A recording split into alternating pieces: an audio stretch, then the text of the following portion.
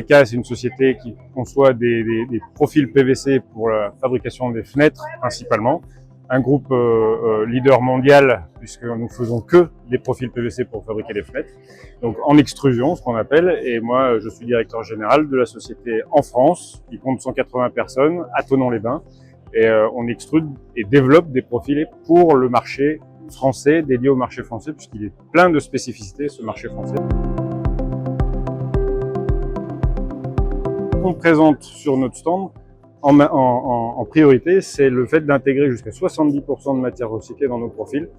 Ce qui nous permet d'avoir une FDE, c'est un poids carbone de cette menuiserie PVC vraiment très bas, équivalent d'une menuiserie bois, sauf qu'en plus d'une menuiserie bois, celle-là, elle peut se recycler jusqu'à 7 fois. Donc ça a une durée de vie de 30 à 50 ans et on peut la recycler 7 fois en nouvelle fenêtre.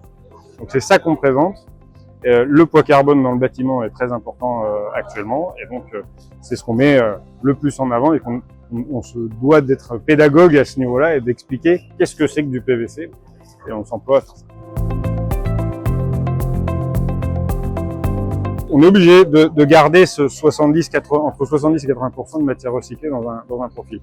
Après, l'étape d'après, c'est de décarboner la matière qui reste autour et donc d'utiliser ce qu'on appelle des PVC bioattribués ou des PVC d'origine non fossile.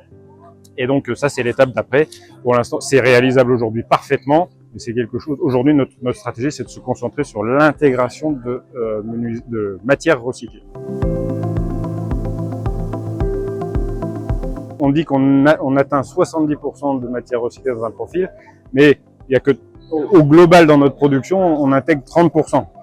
Donc ça veut dire que quelque part, il va falloir qu'on collecte encore de la vieille fenêtre, encore pendant c'est quelque chose qui va croître, puisque la menuiserie PVC est apparue au début des années 80.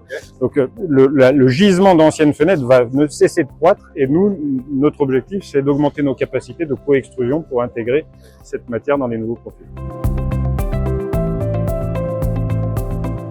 Batimat, pour nous, c'est un événement très important qui représente justement un investissement financier et en temps.